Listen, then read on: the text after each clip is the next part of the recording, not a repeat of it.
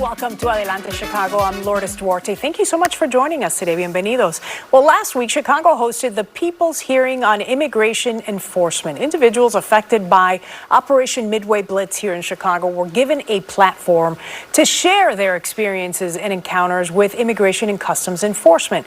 One of the organizers behind this effort and this hearing and others that are going on throughout the country is political strategist and community leader Luis Miranda. Thank you for joining me. How are you?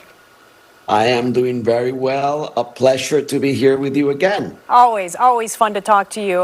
Let's discuss the hearing that happened here in Chicago. This is one of several that you're doing throughout the country. You did one in Minneapolis before Chicago. What struck you about what happened here and what you heard from folks? There are patterns that are emerging.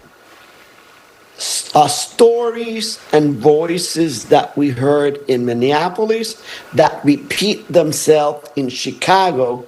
And now the next, it's on June 8th, where we're going to LA.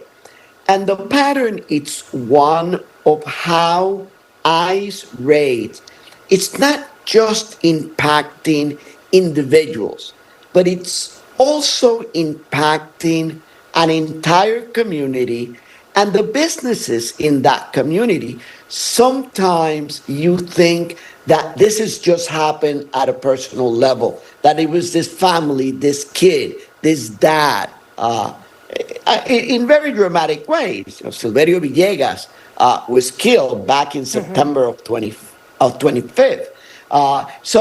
But we see that those patterns are emerging. Now we have heard from many community businesses, owners of community businesses, of how the impact of ICE raids impacts their stores.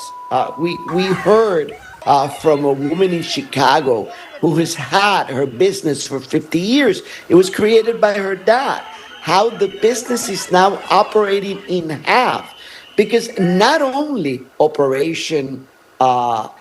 the ICE operation impacted when it was taking place full force, but it continues to have an impact because people are still afraid that ICE is going to show up. Yeah. So fun things that you will do, like going into her bakery, are things that families are not doing anymore because they're afraid that there will be an ICE operation around the corner. So it's almost like you're looking at the long-term impact as well, not just immediately what happened when ICE agents were here on the ground in Chicago, but what's come out of it in the months and eventually will be years to come. Right, and we continue, Lourdes, to hear from families. It was just not the fear of what had happened then. We heard it in Minneapolis as well. But kids continue to be scared. Every time a parent goes to work or goes to the supermarket, the kid is scared. Is he or she coming back? Or is ICE?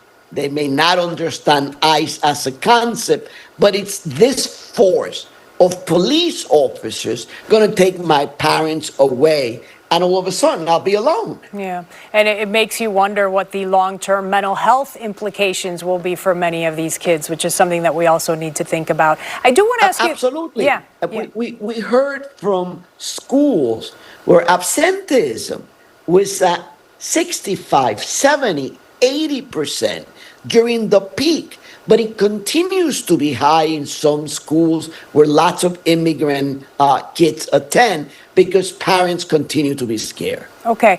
I know that you're documenting all of this, and it's basically you will come up with a report that you will have in hand in case it's ever needed in Congress or for other situations. You know, the courts are doing a lot of this already where there are cases in place and people are testifying. Will it work much like that, or will this report be used in a courtroom? What's the purpose? We hope we'll make it available. Right now, the Minneapolis report, it's available at HispanicFederation.org. You could see the entire proceedings of what happened in Minneapolis, and soon we'll have Chicago, and eventually after June 8th, we'll have LA.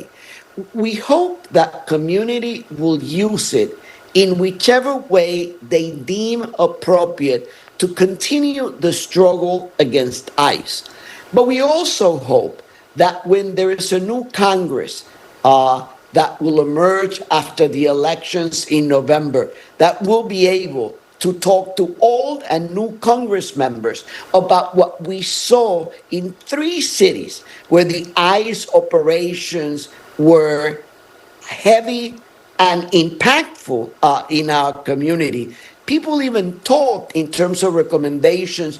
Do we go to the United Nations and tell the United Nations the human rights violations that are happening in our community here in the United States? We're always talking about human rights violations elsewhere, but we see them in our own communities. Do we tell the larger community, the international community, the impact on that ICE is having on human rights violation?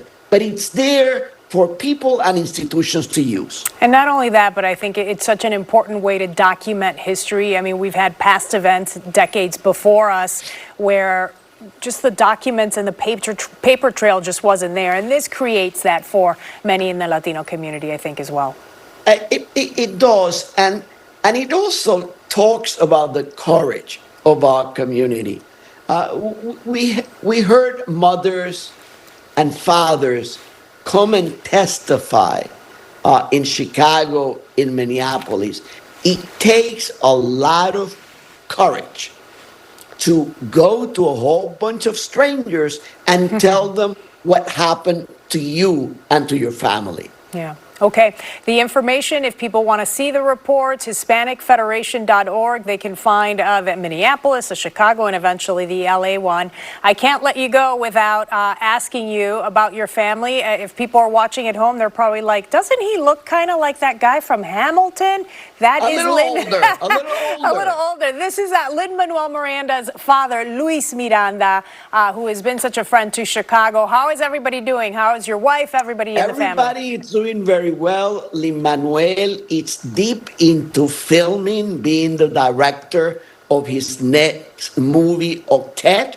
He's literally filming and immediately after goes into production for his next musical on Broadway, Warriors. What a beautiful family. Thank you, Luis Miranda, for joining us, a part of the People's Hearing that took place here in Chicago. We'll talk to you again next time.